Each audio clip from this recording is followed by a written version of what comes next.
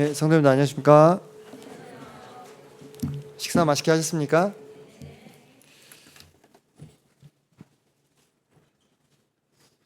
우리 시연이 형제가 그런 얘기를 했죠. 첫 판은 무효다. 제가 들으면서 그럴 수도 있구나.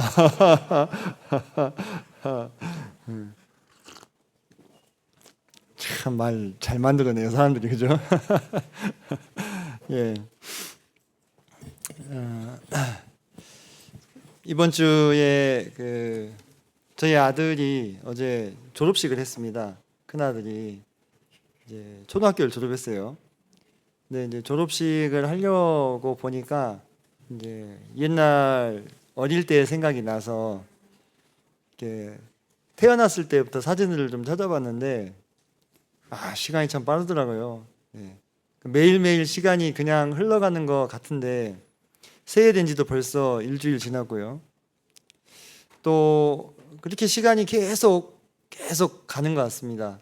모르고 살다가 이런 일들이 있을 때 한 번씩 문득 그 지나간 세월들을 한번 이렇게 돌아보는 계기가 좀 되는 것 같습니다.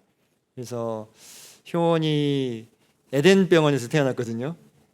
에덴병원에서 동문이라고 해야 되나 뭐라 해야 되나 네, 동기들이 좀 있죠. 네, 그 태어나서 둘째 날인가 그때 사진부터 이렇게 쭉 봤는데 참 시간이 빠르다 이런 생각들이 들면서 살짝 눈물도 나고 나이가 들어서 그랬는가 밤에 봐서 그랬는가 센치해져 가지고 그런 생각도 들고 하나님께 감사가 또 되기도 하고 제가 이걸 안 끼웠네요. 그런 시간들이었는데 시간이 너무 빠릅니다. 성도님들 아마 저보다 더 어쩌면 더 많이 느끼고 계실 텐데 너무나 빠른 시간, 찰나의 시간, 그 순간을 우리가 살아가잖아요. 이제 그 찰나의 순간 동안에 그러니까 정말 우주에서 본다면 스쳐 지나가는 빛과 같은 그 순간에 우리가 하나님을 만나서 또 같은 교회 안에서 성도로 만나서 주님을 섬긴다고 하는 것은 이것은 운명이다 이런 생각이 들어요. 운명이다. 이것은 피할 수 없는 것이다 이런 생각이 듭니다. 피할 수 없는 것. 반드시 이루어지고야 마는 것.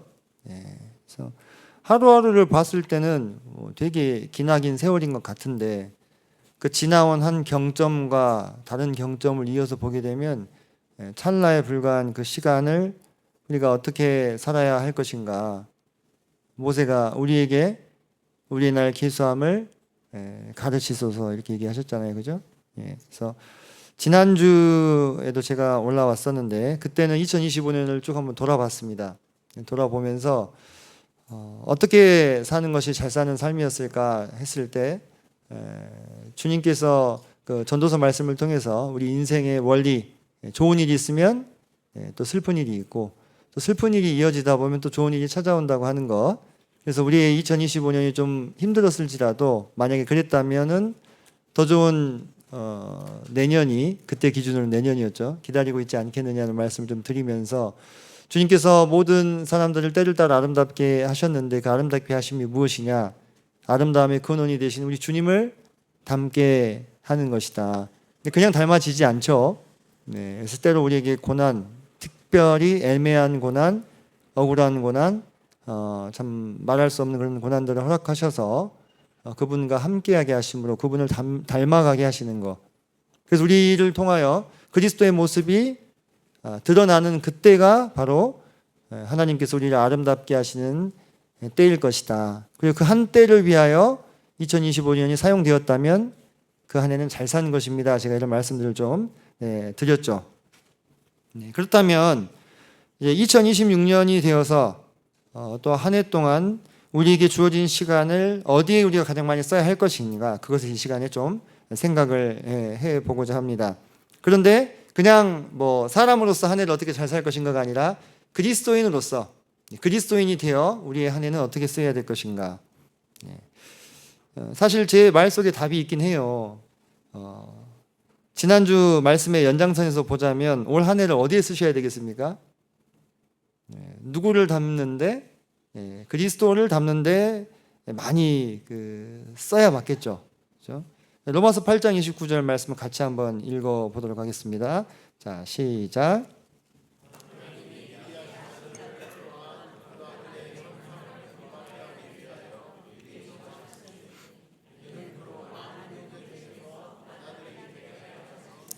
예, 감사합니다. 자, 여기 명확하게 적혀 있죠. 하나님께서 미리 하신 자들을 또한 그 아들의 형상을 본받게 하기 위하여 미리 정하셨다. 이는 그런 많은 형제 중에서 이 많은 형제 안에 우리가 들어 있나요? 네, 우리가 들어 있습니다. 많은 형제 가운데 우리가 들어 있습니다. 맏아들이 되게 하려 하셨다. 예수님을 말씀하는 것이죠. 그래서 형제 간에는 어떻습니까? 닮습니다. 서로도 닮고 아버지를 닮는 거예요. 그래서 형제 간인 성도들은 닮습니다. 어떤 면에서 닮을까요? 우리가 타고 태어난 혈과 육을 닮는다는 말씀입니까? 그렇지 않습니다. 혈과 육은 다 제각각입니다. 너무 다릅니다. 정말 극과 극도 있으시죠? 우리가 그 부분에서 닮는다는 이야기가 아니라 예수님과 그 아버지 되시는 하나님, 우리의 하나님 아버지를 닮는 부분에 있어서 서로 공통점이 점점 더 생겨나게 된다는 것이죠. 왜? 하나님께서 우리를 부르신 목적이 바로 그것이기 때문에 아들의 형상을 본받게 하시려고. 그럼 우리 아들은, 예수 그리스도는 하나님의 본체잖아요. 그죠? 그 하나님의 모습을 가장 잘 드러내 보여주시는 분. 아들을 본 자는 아버지를 보았다고 말씀하셨지 않습니까? 그 아들을 닮아가는 그 아주 원대한, 아주 위대한 여정에 우리를 불러주셨다고 하는 것입니다. 세상에 많은 목표와 많은 뜻이 있습니다. 많은 야망이 있습니다. 그죠? 어떤 사람은 아주 자기 분야에서 두각을 드러내는 1인자가 되겠다. 또 아주 큰 권력자가 되겠다. 돈을 많이 벌겠다. 다양한 야망이 있습니다만 그 어떤 야망보다도 그 어떤 것도 견줄 수 없는 하나님의 가장 숭고하고 위대한 목표는 무엇이냐? 아버지를 닮게 하는 것. 다른 말로 아들의 형상을 본받게 하는 것이다. 그것을 이루시기 위해서 우리를 부르셨다고 하는 것입니다. 그래서 그렇게 부름을 받은 우리는 누구냐? 우리에 대하여 찾지는 않겠습니다만 고린도전서 1장 2절에서 우리에 대하여 거룩하여지고 성도라 부르심을 받은 자들이다. 이렇게 말씀하고 있습니다. 거룩하여지고 성도라 부르심을 받은 자들이다. 서로 아까 보면서 인사를 나누셨는데 거룩하여지고 성도라 부르심을 받은 분들과 방금 인사를 나누신 겁니다. 아멘이 되십니까? 별로 아멘 소리가 크지 않은 걸 보니까 평상시에 서로 어떻게 생각하셨는지 좀 드러나는데요. 이렇게 되면 곤란한데 우리가 서로에 대해서 어떻게 알고 또 어떤 생각을 품고 있든지 간에 상관없이 하나님께서는 우리를 거룩하여지고 성도라 부르심을 받은 자들이다. 이렇게 말씀하고 있습니다. 그래서 주님께서 그러셨어요. 너희가 서로 원망하지 말라.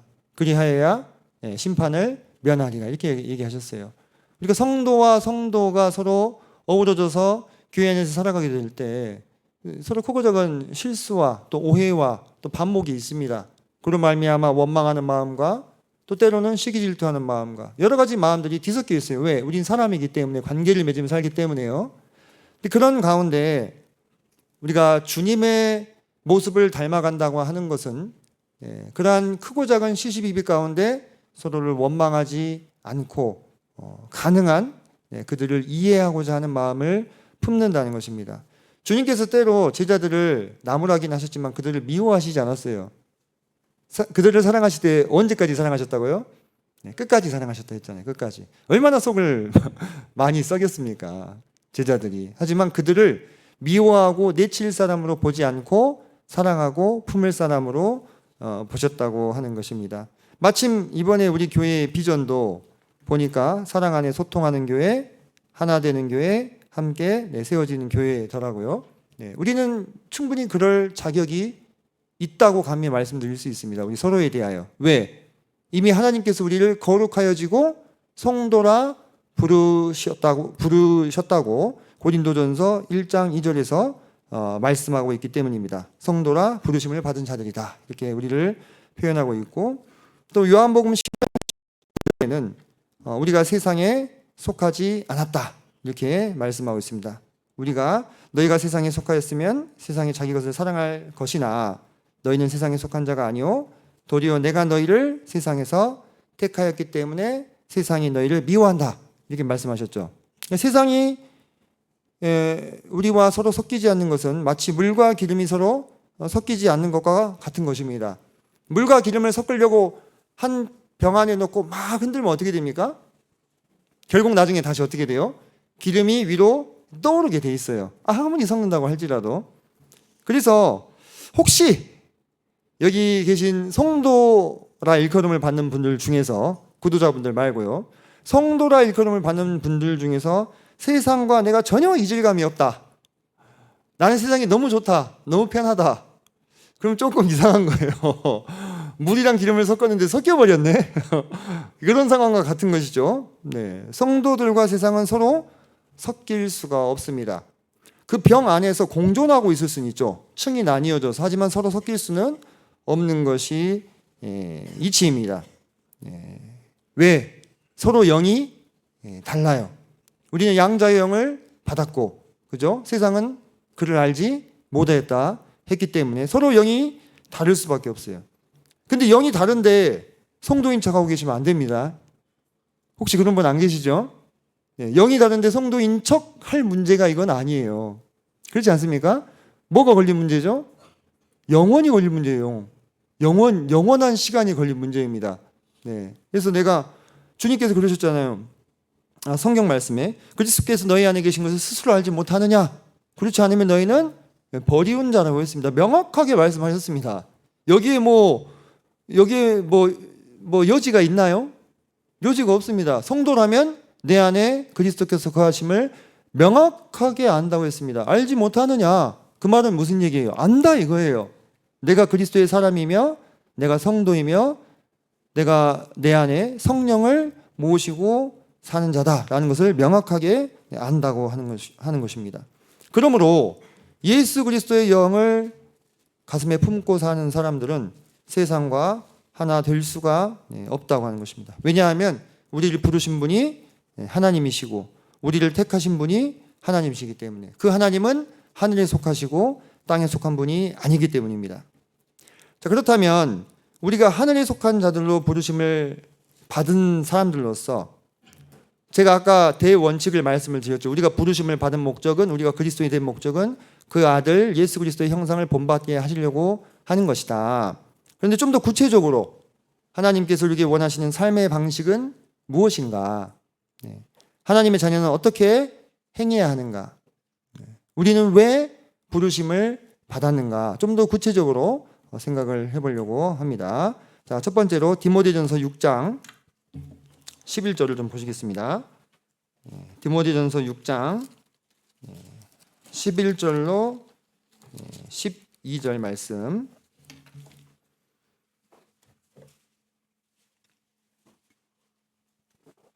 PPT에도 말씀이 있으니까 찾기 좀 어려우신 분들은 화면을 참고하시면 됩니다. 11절과 12절 말씀을 함께 읽겠습니다. 제 성경으로 신약성경 341페이지입니다. 시작. 오직 너 하나님의 사람아, 이것들을 피하고 의와 경건과 믿음과 사랑과 인내와 온유를 따르며 믿음의 선한 싸움을 싸우라. 영생을 취하라. 이를 위하여 내가 부르심을 받았고 많은 증인 앞에서 선한 증언을 하였도다. 예, 감사합니다. 자, 첫 절에 오직 너 하나님의 사람아, 이렇게 말씀하셨어요. 자, 하나님의 사람 아니신 분 손 들어보십시오. 아니신 분은 이 말씀이랑 아무 상관 없습니다. 네. 하나님의 사람 아니신 분은 이 말씀과 아무 상관 없어요. 그러니까 크게 마음에 부담 안 가지셔도 됩니다. 근데 하나님의 사람이신 분은 마음에 딱 주목해야 되는 거예요. 왜? 지금 부르고 있잖아요. 오직 너 하나님의 사람하고 우리를 부르고 계시잖아요. 그러면서 이것들을 피하고, 자, 이것들을 피하라 했을 때 그 피하라고 하는 내용이 그 위에 보면은 이 3절부터 10절까지 쭉 여러 가지 내용들이 나와요. 여러 가지 내용들이 나옵니다. 교만, 무지, 변론, 언쟁, 투기, 분쟁, 비방, 악한 생각, 부패, 돈을 사랑하는 것 등등 다 무엇에 속한 것입니까? 혈과 육에 속한 것들입니다. 바로 그 혈과 육에 속한 것들을 피하라 이렇게 말씀하고 있습니다. 그러면서 도리어 의와 경건과 믿음과 사랑과 인내와 온유를 따르라 라고 사실상 명령하고 있는 것이죠. 그죠? 오직 너 하나님의 사람아 라고 부르면서 하나님의 사람이 아니면 상관없습니다. 제가 다시 한번 힘주어 말씀드리는 이유가 있어요. 하나님의 사람이 아니면 아무 상관없습니다. 혈과 육을 따라 살아가면 됩니다. 육체의 욕심을 따라 육체의 열매를 맺으며 살아가면 됩니다. 성령의 열매를 맺지 못한다 해서 막 마음에 부담감을 가지고 죄책감 가질 필요 없습니다. 전혀. 근데 내가 하나님의 사람이라면, 다른 말로 그리스도인이 되었다면, 거듭난 사람이라면, 성령을 마음에 모신다면 우리는 이 말씀에 주목해야 됩니다.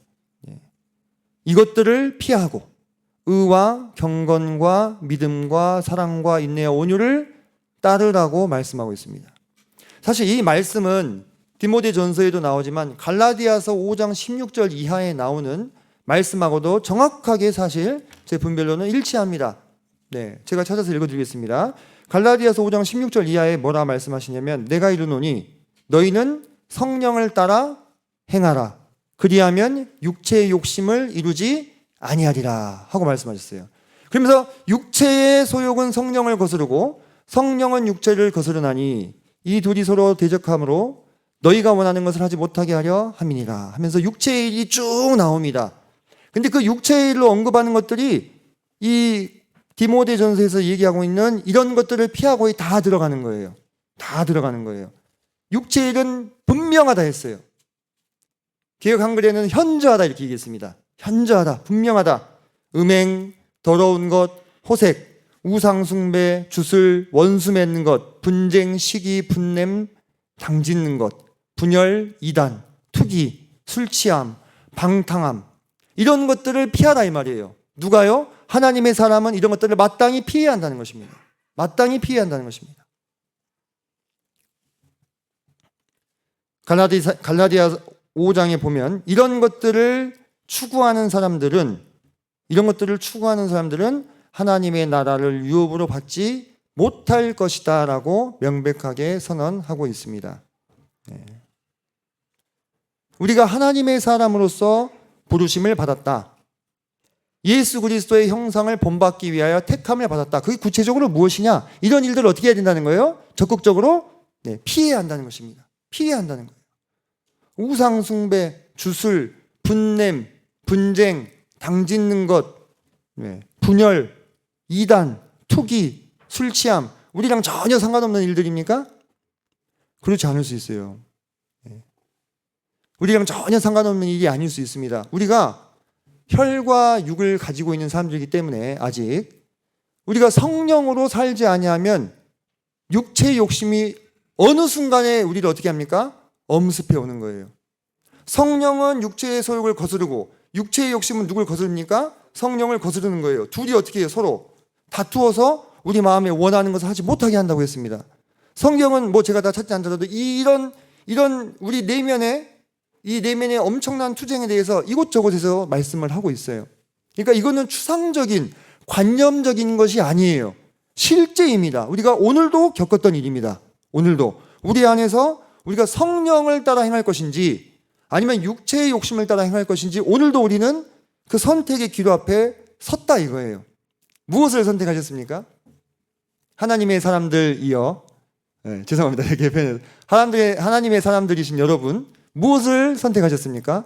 오직 이것들을 피하고 라는 말씀에 순종하셨습니까? 아니면 내 육체의 욕심을 따라서 행동하셨습니까? 육체의 욕심을 따라 행동하기는 너무 쉬워요. 그래서 그 길은 무슨 길입니까? 넓은 길이에요. 모두 다 육체의 욕심을 따라 행하고 있습니다. 누가요? 하나님의 사람이 아닌 사람들. 세상에 속한 사람들. 그런데 아까 제가 앞서 맨 처음에 언급했던 말씀 중에서 요한복음 말씀이었죠. 15장 19절에 우리가 세상에 속하지 아니하였다. 주님께서 우리를 세상에서 택하셨다 이렇게 말씀하셨잖아요. 그러므로 우리는 그 앞에서 이렇게 말해서는 안 됩니다. 나는 원래 그래. 나는 그렇게 태어났어. 나는 그렇게 생겨먹었어. 아니, 나는 안 고쳐져. 이렇게 말하면 안 된다는 거예요. 그거는 무슨 얘기랑 같은 얘기냐면 나는 혈과 육에 속한 세상 사람이요 라고 얘기하는 거랑 똑같은 거예요. 나는 원래 그래. 원래 그렇게 생겨먹었어. 난 천성이 그래. 나는 성격이 원래 그래. 그렇죠. 성격은 원래 그런 것이죠. 내 혈과 육이 원래 그랬잖아요. 근데 그렇게 사는 것이 육체의 욕심을 이루는 모습이기 때문에 그렇게 살지 말라고 누가 택해 주신 것입니까? 예수님이 우리를 세상 가운데서 택해서 구별해 주신 거예요. 왜? 육체의 일은 결국 하나님의 나라를 유업으로 받지 못하기 때문에. 너희가 그 가운데서 행했던 것이 지나간 날로 지나간 때로 족하도다. 그 끝은 결국 무엇이었습니까? 멸망이었잖아요. 그래서 우리가 그게 진절머리가 나가지고 그런 나의 모습이 정말 싫어가지고 이제 그렇게 안 살려고 하나님의 사람이 된 거 아니겠습니까? 다른 말로 그리스도인이 된 것 아니겠습니까? 그래서 디모데전서에서 오직 너 하나님의 사람아 이것들을 피하고 적극적으로 피해야 되는 거예요. 적극적으로 애매하게 이렇게 입장을 취하면 홀라당 넘어가 버려요. 어느 순간. 왜? 우리의 육체의 욕심이 생각보다 만만치 않아요. 우리의 육체의 욕심이 생각보다 강합니다. 이게 죽었다고 했는데 분명 내가 죽었다고 여기고 믿고 그렇게 행동하려고 하는데 온전히 살아나 있어요. 좀비처럼. 그래서 나를 자꾸 이렇게 막 내 바지가랑이를 잡고 옛날 내가 익숙한 방식대로 행동하게 만드는 거예요. 계속. 정말로 쉽지 않은 싸움입니다. 저는 언제 이 시험에 가장 많이 빠지느냐? 저희 아내와의 관계에서 이 시험에 아주 많이 빠집니다. 이제 방학했기 때문에 방학하기 전에는 또 아이들이 가도 그런 시험에 많이 빠지는데 그 순간이에요. 그 순간에 내가 성령으로 행할 것인지 아니면 제 혈기로 행할 것인지 어떻게 해야 될까요? 정말 오호라 나는 곤고한 사람이로다. 이 사망의 몸에서 누가 나를 건져내랴 하신 사도 바울 형제님의 그 절규 그것이 정말 사무치게 마음 가운데 이렇게 헤아려집니다. 그래서 그 순간에 오직 너 하나님의 사람아 이것들을 피하라 했지. 피해야 돼. 적극적으로 우리가 그것에 있어서 우리의 의지를 발휘하고 성령님께 도우심을 구하지 않으면 5년이 가나 10년이 가나 죄송합니다만 변하지 않아요. 제가 지난주에도 그런 말씀 드렸잖아요. 하나님이 우리를 부르신 목적은 우리로 하여금 그 아들 예수 그리스도의 형상을 담기 위함이라 말씀드렸어요. 그래서 우리가 구원받는 날이 우리가 제일 아름다운 날이 사실 아니고 우리가 구원받은 날로부터 시작해서 계속 그런 과정들을 거쳐서 결국 어느 순간의 미래에 우리의 모습을 통해서 예수님의 모습이 드러나게 될 때가 우리가 진짜 아름다워지는 그때라고. 근데 그게 그냥 되는 것이 아니잖아요. 그죠? 그 순간순간의 상황에서 성령으로 행할 것을 선택할 때에 그리고 우리가 받는 고난 가운데 주님을 묵상하고 참을 때에 우리의 모습이 주님의 모습으로 변화된다고 하는 것입니다. 저는 점점 그것이 너무 사모가 됩니다. 점점 그것이 너무 사모가 됩니다. 제가 어떤 교회사의 길이남을 무슨 글을 쓴다거나 책을 쓴다거나 또는 아주 위대한 설교자가 된다거나 또는 막 제가 복음을 전하기만 하면 다 막 구원받는 그런 능력 말고 정말 그게 사모가 됩니다. 어떻게 하면 나를 통해서 그리스도의 향기가 드러날 수 있을 것이냐. 전 너그럽지 못한 사람이에요, 되게. 전 되게 너그럽지 못한 사람입니다. 제가 고백합니다. 저는 이 시시비비를 가리기를 좋아하는 사람이에요. 이게 내가 생각했을 때 틀리면 이 표정을 감추지를 못해요. 그런 거 잘하는 분들도 계시잖아요. 포커페이스 딱 유지하면서, 그죠? 저는 그런 게 잘 안 됩니다. 그래서 너그럽지 못하고 뭔가 이 좁고 뭔가 이 시비를 가리려고 하는 저희 이런 타고 태어난 천성이 너무 싫어요. 너무 싫어요. 좀 안 그랬으면 좋겠는데. 좀 넉넉하고, 그죠? 좀 여유 있고, 좀 이렇게 틈이 좀 많이 있고, 여유롭고, 따뜻하고 뭔가 그런 느낌이었으면 좋겠어요. 근데 대단히 안타깝게도 저는 그런 걸 타고나진 못했습니다. 근데 성령의 열매를 보니까 그 안에 제가 사모하는 그 덕목들이 있더라고요. 자비와 양선과 충성과 온유와, 그죠? 거기 보면은 kindness, gentleness 이렇게 나와요. 부드럽고 친절한 그 모습, 그게 성령의 열매라는 거예요. 와, 나는 그 부분에 있어서 진짜 열매를 맺지 못했구나. 절제가 안 돼. 표정이 다 드러나버려. 셀프 컨트롤이 안 돼. 지금도 약간 얼굴이 빨개지지 않았습니까? 네, 그죠? 제가 이 말하면서 제가 스스로 부끄러워서 그런 거예요. 저는 감춰지지가 않아요, 잘. 근데 그렇기 때문에 저도 마음 가운데 사모가 되는 거예요. 언젠가 나를 통해서 정말 우리 주님의 그 온유함이, 우리 주님의 참 절제가 드러날 수만 있다면 그게 사모가 됩니다. 제가 뭐 설교를 막 멋들어지게 하지 못하고 막 모든 사람들이 막 칭찬해 준 그런 글을 쓰지 못한다 할지라도, 왜? 그게 우리를 부르신 목적이 아니더라고요. 우리를 통하여 그 아들의 형상이 드러나게 하는 것이 그게 목적이더라고요. 내 의견이 막 교회에서 관철되고 내 뜻대로 막 교회 일들이 돌아가고 성도들이 나를 막 우러러주고 칭찬해주고 세워주고, 그런 게 우리가 부르심을 받은 목적이 아니더라고요. 그렇게 되면 기분이 좀 좋을까요? 좀 내가 존경을 받고 있다고 느껴질까요? 그런 것이 아니라 저 형제님을 보면 주님을 보는 것 같아. 저 자매님을 보면 주님이 생각이 나. 그것을 위해서 우리가 부르심을 받았다고 하는 것입니다. 그리고 12절을 보시면 12절에 디모데전서 6장 12절입니다. 믿음의 선한 싸움을 싸우라 이렇게 얘기하고 있습니다. 믿음의 선한 싸움을 싸우라. 이 믿음의 선한 싸움은 누구와 싸우는 것입니까? 성도랑 싸우는 것입니까?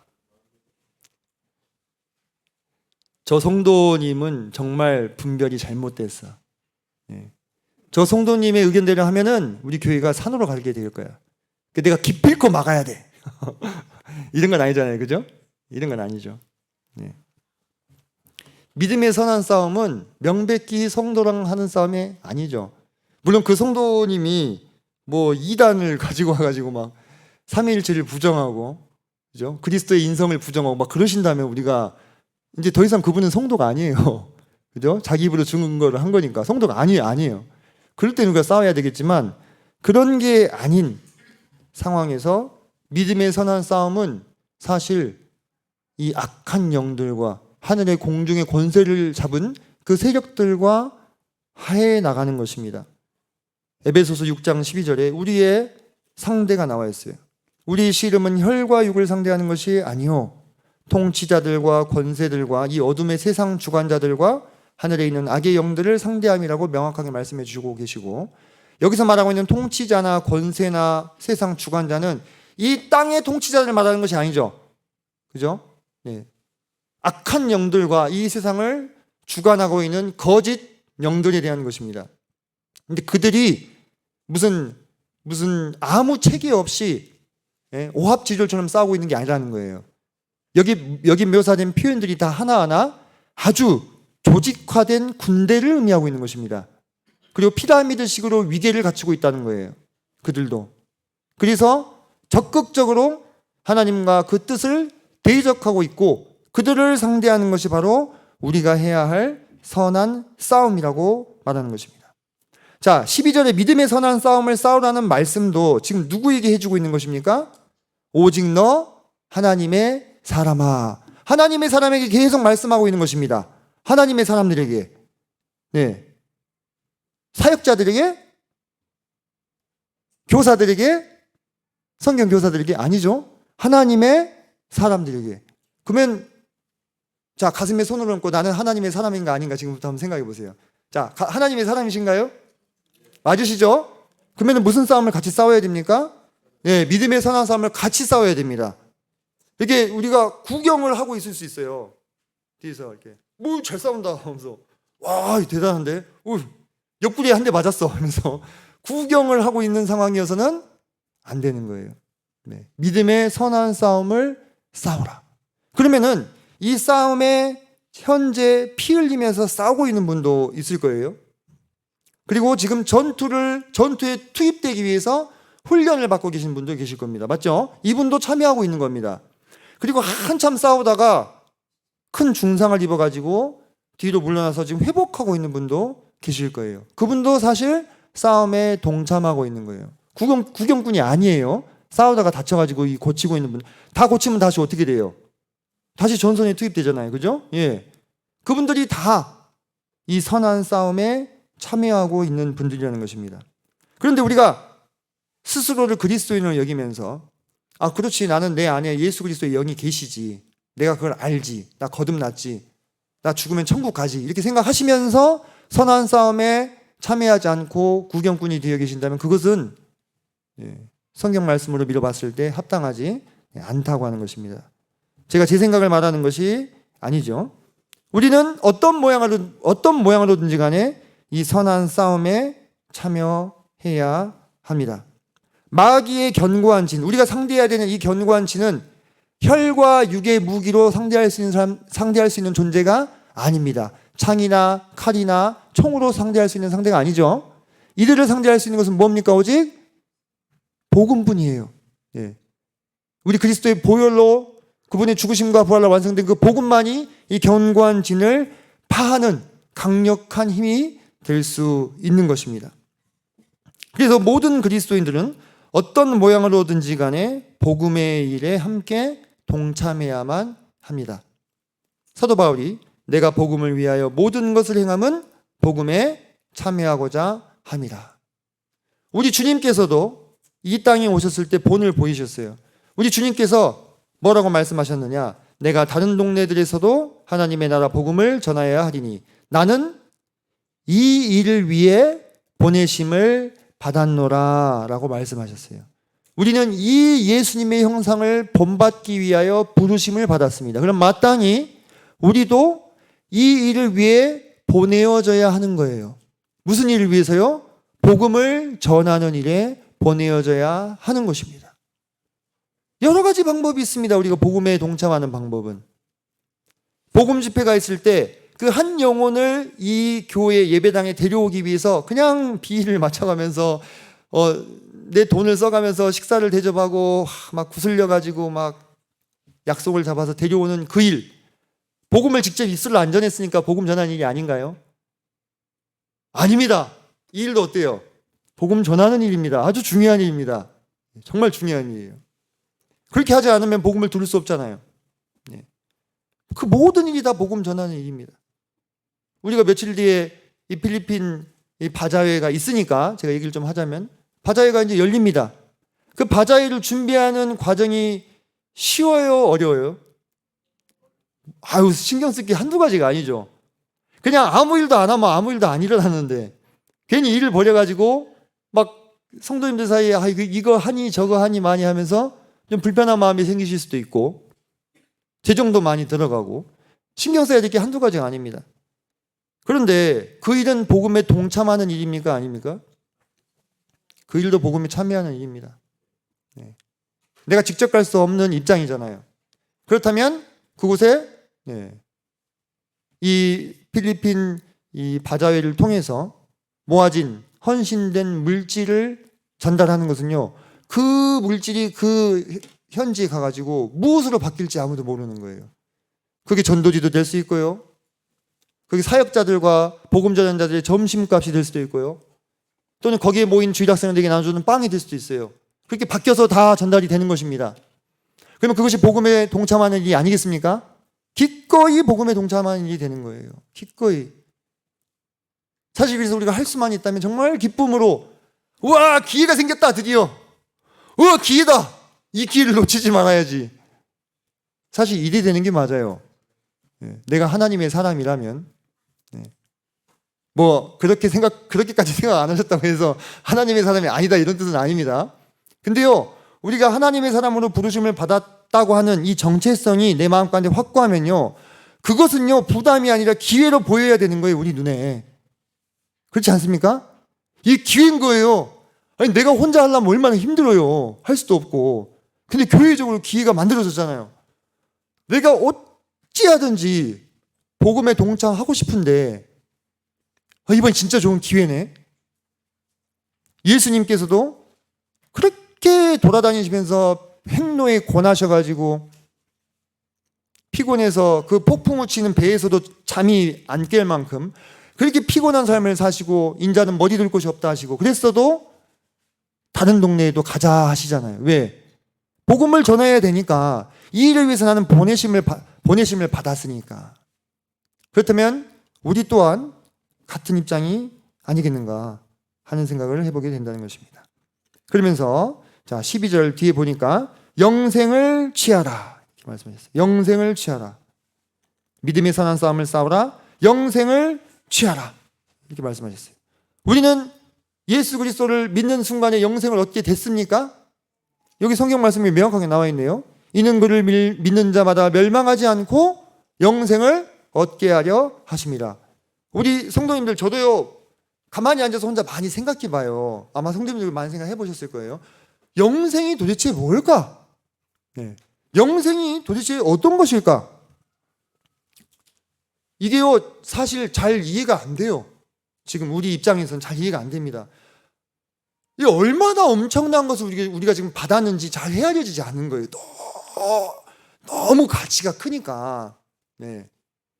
이 어린아이들에게 이만한 크기의 이 다이아몬드를 주면 그 가치를 알까요? 다이아몬드 사탕 캔디 있잖아요. 이렇게 그 반지. 그런 거 같이 이렇게 맛있는 맛이 나는 거 하면 2번 빨아보다가 아무 맛도 안 나니까 그냥 버려버리고 다른 거 가지고 논다 이거예요. 쪽쪽이 가지고, 우리 강유리 같은 경우에. 가치를 알아보지 못하니까. 근데 우리가 이게 얼마나 엄청난 이 영생을 지금 받은 자들인가. 누구에 한해서요? 하나님의 사람에 한해서입니다. 하나님 사람 아니면 상관없습니다. 네, 오늘 좀 명확하게 벽을 쳐야 될 것 같아. 네. 하나님의 사람만이에요. 그리스도인만입니다. 구원받지 않은, 거듭나지 않은 사람들은 아무 상관없어요. 네, 아무 상관없어요. 영생이랑 아무 상관없어요. 영생이 아니라 무엇이 기다리고 있다 했습니까? 영벌이 기다리고 있다 했잖아요. 영벌. 아니, 살아있는 건 똑같은 살아있는 건데 생자를 못 붙여, 살생자를 못 붙인다 이 말이에요. 차라리 죽는 게 나으니까. 그래서 벌자를 붙여서 영벌이라고 하잖아요. 그죠? 근데 우리는 이미 영생을 취했는데 왜 영생을 자꾸 취하라고 하죠? 우리가 이 땅에서 우리가 참으로 이 영생을 받은 자라고 하는 것을 취하며 살고 계시는가? 누리며 살고 계시는가? 내가 다 잃고 빈털터리가 된다 해도요, 나는 죽은 다음에 뭐가 있어요? 영원한 생명이 있는 거예요. 가정해가지고 내가 모든 걸 다 잃고 빈털터리가 되어도 나에겐 뭐가 있어요? 영생이 있어요. 예. 그러면은 가장 중요한 건 가지고 있는 거네요. 그죠? 가장 중요한 거. 내가 죽은 다음에 그 영원한 시간을 어디서 보낼 것인가에 대해서 보장이 있어요. 내 안에 성령님으로 인을 쳐주셨어요. 그 마음이 어떨까요? 예, 기쁜 거예요. 마음이 넉넉할 수 있어요. 예. 이것이 영생을 취하는 삶입니다. 그죠? 영생을 이미 얻었어요. 우리는 자꾸 취하라 하잖아요. 그죠? 뭐예요? 이 땅에서 하나님께서 우리에게 그 아들 예수 그리스도를 말미암아 영생 주신 사실을 누리며 살아라 이거예요. 자꾸 우리 마음이, 저도 그래요, 잊어버리고 마음이 딱딱해집니다. 항상 기뻐하라, 쉬지 말고 기도하라, 범사에 감사하라 하셨는데 그것이 우리를 향한 하나님의 뜻이래요. 아멘이 안 될 때가 있잖아요. 그죠? 아멘이 안 될 때가 있어. 항상 기뻐할 수 있어요, 현빈이 형제님? 예. 아니군요. 예, 아니에요. 네. 인생에 제일 좋은 때인데도 아닐 때가 있다는 거예요. 네. 항상 기뻐하기가 쉽지 않습니다, 사람이. 그래서 우리가 이것을 어떻게 하라는 것입니까? 영생을 취하라라고 하고 있잖아요. 이게 뭐예요? 명령어죠, 명령. 명령하시고 있잖아요. 선한 싸움을 싸우라. 영생을 취하라. 네. 그것이 하나님의 사람들에게 요구되고 있는 예수님을 닮은 모습일 수 있는 것입니다. 그래서 우리가 이러한 삶들을 바탕으로 무엇으로 나아가기 위함이냐? 승리하는 삶을 살기 위해서 우리는 부르심을 받았다. 주님께서 이미 사탄과의 대결에서 싸움에서 승리하셨습니다. 승리하셨죠? 이 지금 세상은 그 나머지 싸움을 지금 싸우고 있는 것일 뿐이에요. 그리스도의 몸된 교회가 완성되어져 가기 위해서 필요한 시간일 뿐입니다. 다시 말해 시간 문제일 뿐인 그 막간을 우리가 지금 살아가고 있는 것입니다. 로마서 8장 37절에 이 모든 일에 우리를 사랑하신 이로 말미암아 우리가 넉넉히 이긴다 했습니다. 네. 하나님께로부터 난 자마다 세상을 이긴다 했어요. 네. 우리는 세상에게 지지 않고 나의 옛 자아에 지지 않고 육신에게 지지 않고 승리하기 위해서 부르심을 받았습니다. 승리 좋잖아요. 지는 게 좋으신가요? 네. 승리가 좋잖아요. 그죠? 우리 국가대표팀이 A매치를 해요. 제가 제일 듣기 싫은 말이 뭔지 압니까? 젖잘싸, 졌지만 잘 싸웠다. 뭐 싸워도 되니까 제발 좀 이겼으면 좋겠어. 네? 좀 이게 더티하게 좀 이렇게 하더라도 이겼으면 좋겠어요. 하여튼 이기는 게 좋은 거잖아요. 그걸 다 아시잖아요. 그죠? 우리 그리스도인들의 삶이요. 이 졌지만 잘 싸웠다가 되면 안 돼요. 그죠? 결국 마지막에 막 이 세상에서는 정말 막 힘들게 살았지만 그래도 결국 마지막엔 승리했다가 되는 거예요. 이게 보장이 되어 있는 거예요. 우리 주님께서 승리하셨기 때문에 그 대장 되신 예수 그리스도를 따라가고 있기 때문에 우리는 승리한 자들이 되기 위해서, 다시 말해 승전보를 올리기 위해서, 그 옛날에 로마에서 승리한 장군들에게 뭘 했습니까? 개선식을 열어줬어요. 개선식. 이 아주 커다란 황금 전차를 태워가지고 이 머리에는 월계관을 씌워가지고 이 로마 이 시내를 이렇게 돌게 했습니다. 그러면 그 개선 장군만 가는 게 아니라 그 전투에 참여했던 주요 지휘자들이 그들을 다 따라서 행진을 하는 거예요. 같이. 그러면서 그 승리에 환호하는 이 로마 시민들의 이 열광 어린 환호성과 이 꽃 세례를 같이 받는 것입니다. 우리 개선 장군은 누구십니까? 예수 그리스도예요. 그 예수 그리스도께서 선두에 서시고 그들을 다 누가 따라가는 거예요, 같이. 우리가 다 함께 따라가면서 그 승리의 기쁨을 함께 만끽하는 것입니다. 그것을 위해서 우리는 부르심을 받았어요. 승리하기 위해서 부르심을 받았어요. 그렇기 때문에 우리가 패배자처럼 굴어서는 안 됩니다. 무슨 얘기냐? 우리가 이 여정을 함께 가다 보면 아까 제가 얘기했던 그런 혈과 육에 져가지고 육신의 욕심대로 행할 때가 있잖아요. 그죠? 그럴 때 우리가 진 거잖아요, 순간. 사단 마귀의 유혹에 넘어가고 진 거잖아요. 성령으로 행하지 못하고. 그때 푹 꺼져가지고 난 정말 가망이 없다. 난 정말 쓸모가 없다. 이런 생각을 해서는 안 되는 거예요. 그게 그렇게 패배자의 마음으로 계속 내려가지 말라고 우리를 부르신 거예요. 우리는 승리자의 삶을 살아야 하기 때문에 그 순간에 딱 끊고 사탄 마귀가 더 이상 나를 농락하지 못하도록 하나님 앞에서 자백하고 다시 돌이키면 되는 거예요. 하나님께서 그러라고 우리를 불러주신 것입니다. 더 이상 그렇게 농락당하지 말라고, 사단 따위한테 농락당하지 말라고, 패배자의 삶을, 패배자의 마음을 갖고 살지 말라고 우리를 승리하는 삶으로 불러주신 것입니다. 근데 이 승리를 위해서는 뭐가 있어야 돼요? 고난이 있어야 됩니다. 승리를 위해서는 고난이 필요한 거예요. 그래서 그리스도의 남은 고난을 우리 육체에 채우기 위해서 우리를 하나님의 사람으로 불러 주셨다고 하는 것입니다. 나는 이제 너희를 위하여 받는 괴로움을 기뻐하고 그리스도의 남은 고난을 그의 몸된 교회를 위하여 내 육체에 채운다고 사도 바울이 말씀하고 있습니다. 이 여정에 우리 앞서 동참했던 믿음의 선배들이 계세요. 그분들은 다 지금 어떻게 했습니까? 자기 몫을 채우고 그분들의 곳으로 돌아갔습니다. 낙원에서 안식을 누리고 있어요. 그들의 삶이 엄청나게 힘들었어요. 하나님의 사람으로 사는 삶이요, 그리스도인으로 사는 삶이요. 우리 앞선 시대를 살았던 그 믿음의 선진들의 이야기를 읽어보세요. 그들의 삶이 우리랑 비교해서 어떻습니까? 엄청나게 힘들었어요. 그들은 실제적으로 살과 뼈가 부서지고 찢어지는 고통을 겪은 분들도 정말 많습니다. 그들의 몫을 채운 거예요. 그렇다면 이 시대에 태어난 우리에게도 뭐가 있습니까? 우리가 채워야 할 몫이 있는 거예요. 그 몫을 다 채워야만 우리도 우리의 때가 오는 것입니다. 무슨 때입니까? 그 나라에 들어갈 때죠. 우리도 우리 몫을 다 채워야 돼요. 우리가 채워야 될 몫이 있어요. 그걸 안 채우고 영광만 누릴 수 있겠습니까? 성도들 한번 생각해 보세요. 주님을 위해 눈물을 흘려보지 않은 사람이 그날에 함께 기쁨의 눈물을 흘릴 수 있겠습니까? 주님을 위해서 고난당하지 않은 사람이 그날에 참으로 누릴 수 있겠습니까?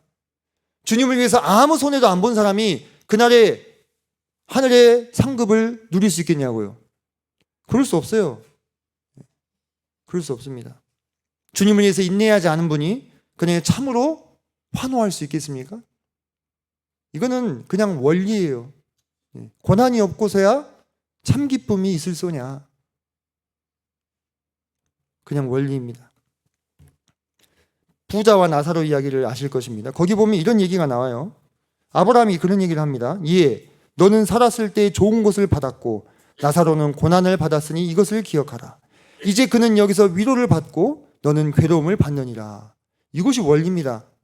이게 무슨 우리 성도들이 고난 안 받은 성도는 지옥 간다 그 얘기가 아니에요. 이것이 보편적인 원리라는 것입니다. 이 땅에서 고난을 받으면 저 세상에서 영광을 누리고 이 땅에서 편안하게 살면 저 세상에서도 고만고만하게 사는 거예요. 이것이 무슨 영적인 차등을 두는 이야기가 아니라는 것입니다. 절대 그렇게 오해하지 않으시기 바랍니다. 하나님은 공의로우신 분입니다. 이 땅에서 그분을 위하여 죽기 살기로 고난을 받았던 성도들이 하늘에 가서 영광을 받는 거예요. 여기 그러잖아요. 아브라함이 너는 살았을 때 좋은 것을 받았으니 여기서는 괴로움을 받고 나사로는 고난을 받았으니 여기서는 좋은 걸 받는 것이란다. 이 땅에서도 편안하게 살고 저 세상에서도 칭찬 듣고 그 상급 받으려고 생각하시면은 그게 하나님의 사람의 심보냐 이거죠. 그 넓으신 분 아닌가요? 오직 너 하나님의 사람아. 저 하나님의 사람한테만 얘기하고 있는 것입니다. 하나님의 사람들에게만 지금 말씀드리고 있는 것이에요. 하나님의 사람 아니면 아무 상관없다고 제가 말씀드렸습니다.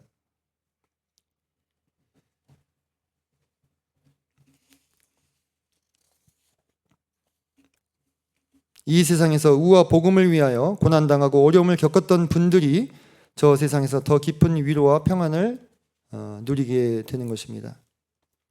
그러나 자신이 무엇을 위해 부르심을 받았는지 자각이 없다면, 그리고 이 땅에서 고난을 피하고 이 땅에서도 편안하게 누리고 살고만 싶다면 저 세상에서 기대할 것이 별로 없을 수 있어요. 심지어 그리스도인이라 할지라도 말입니다. 사도 바울은 이렇게 얘기하셨어요. 생각하건대 현재의 고난은 장차 우리에게 나타날 영광과 비교할 수 없도다. 이분은 자기 자신이 3층천에 올라가 본 적이 있다고, 뭘 자기 자신이라고 얘기하지 않았습니다. 누군가 3층천에 올라간 사람을 안다고 그러셨죠. 그렇게 해서 그 나라에 가서 하늘의 영광을 다 보고 오신 분이에요. 그는 그곳에서 말로 다 표현할 수 없는 하늘의 영광을 보고 왔어요. 그래서 어떤 분들은 그래요. 이분이 그 복음 전하다가 그 돌에 맞아가지고 한번 죽은 줄 알고 사람들이 내다 버린 적이 있잖아요. 그때 아마 3층전을 가신 거 아니냐 이렇게 생각하시더라고요. 한번 죽은 거예요, 진짜로. 죽은 줄 알고 내다 버리잖아요, 사람들이. 돌 맞아가지고. 그러고 나서 그 다음날 또 복음 전하고 있어. 그게 어떻게 가능한가? 성도님들 가능하세요? 아니, 죽은 줄로 알 정도로 두들기 맞으면서 그 사람이 그 다음날 일어날 수나 있습니까? 근데 어떻게 일어나가지고 복음을 또 전하고 있죠? 가서 본 거예요. 누워있을 수가 없었던 것입니다. 이렇게 아무리 이야기해도요, 저를 포함해서요, 들을 끼 있는 자들이 듣는 거예요. 그게 너무 제 스스로에게도 안타깝고 답답한 일입니다. 답이 이미 나왔는데 왜 그 답을 아는 만큼 행하지 못할까 하는 아쉬움이 제 스스로에게 항상 있습니다. 그는 가서 보았고 이렇게 증언할 수 있는 것입니다. 생각하건대 현재의 고난은 장차 우리에게 나타날 영광과 비교할 수 없도다. 이미 우리에게 결론이 나 있습니다. 하나님께서 이 위대한 여정에 우리를 불러 동참케 하시는 것입니다. 우리의 섬김과 행위와 인내와 소망 모든 것이 결코 사라지지 않을 것입니다. 주님을 위한 단 하나의 생각도, 단 한 조각의 고통도, 단 한 방울의 눈물도 헛되이 사라지지 않고 다 계산될 것입니다. 그런데 혹시 이런 그리스도인으로서의 영광스러운 부르심과 삶을 여전히 부담으로만 여기고 있다면, 여전히 부담만 되신다면 그분은 최고의 기회를 부여받고도 그것을 알아보지 못한 어리석은 자가 된다고 하는 거예요. 그냥 부담스럽다. 왜 성도들한테 저런 얘기를 하지?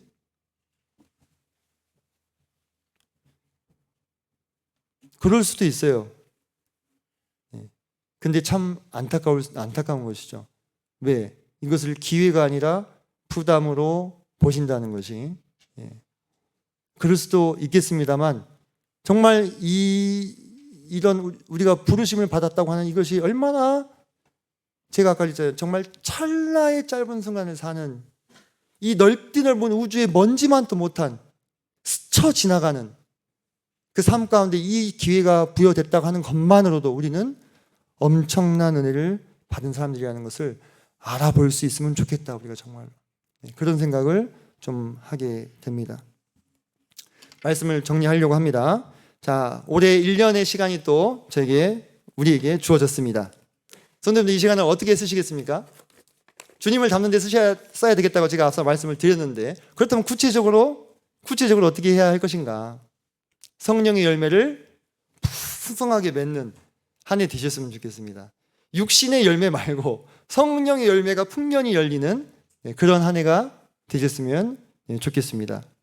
그리고 믿음의 선한 싸움을 싸우시고 영생을 취하고 승리하는 삶, 승리하는 삶. 그것을 위해서 그리스도와 함께 고난받기를 기뻐하고 복음에 동참하는 삶을 사신다면 이 1년도 우리가 참 옹골차게 잘 살 수 있지 않을까, 그런 생각을 해보게 됩니다.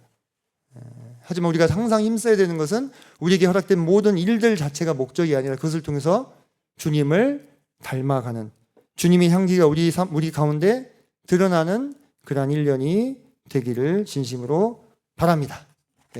감사합니다. 기도하시겠습니다.